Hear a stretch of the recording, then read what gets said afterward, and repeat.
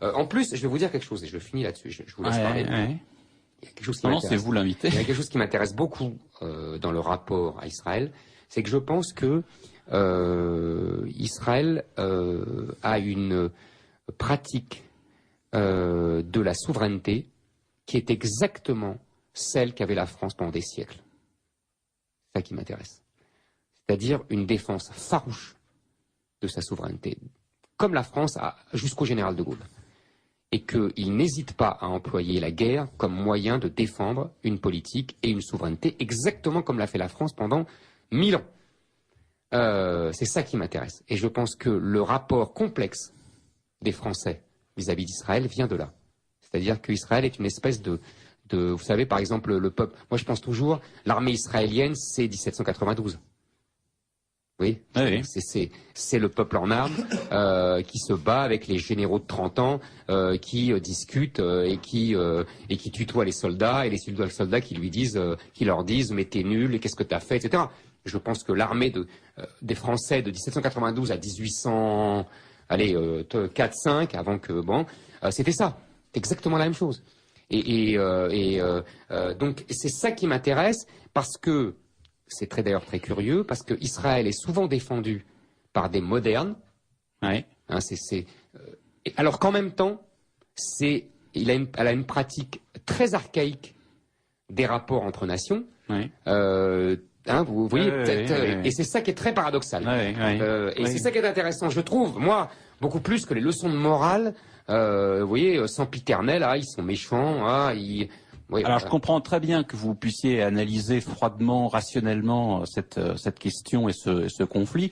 Néanmoins, vous vous êtes fait un petit peu le pourfendeur du droit d'ingérence de la France dans le monde.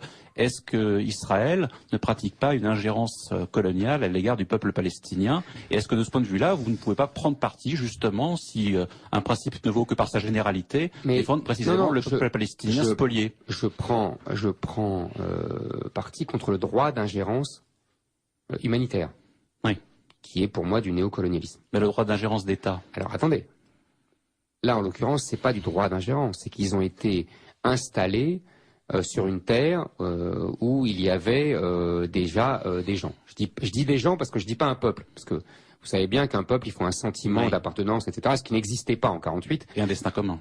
Voilà, exactement, ce qui n'existait pas chez les Palestiniens de 48, puisqu'ils se sentaient, je pense, arabes et c'est tout, quoi, pas spécialement palestiniens. Bon, ça c'est le sentiment national est né en opposition à Israël, dans un schéma assez classique qu'on a connu nous, les Prussiens avec Napoléon, avec la France, ou oui, bon, ça on connaît ça par cœur. Bon, d'accord.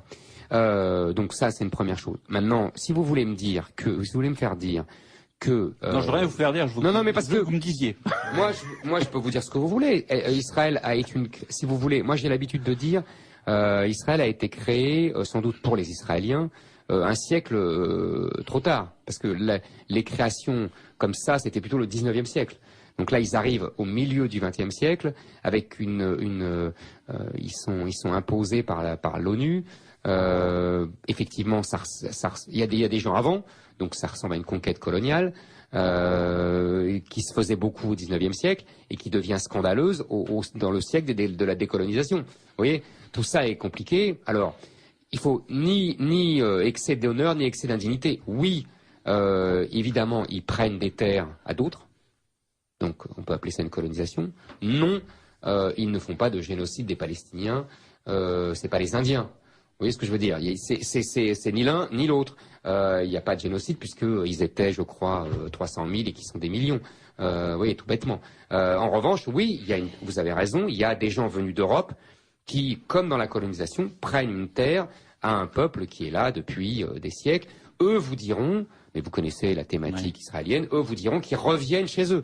C'est une discussion sans fin, comme ils vous diront que les Espagnols ont chassé les Arabes après 7 siècles d'occupation et que eux, ils les chassent après 1000 ans ou 2000 ans d'occupation. C'est une discussion sans fin. C'est pour ça que je ne veux pas rentrer dans cette discussion.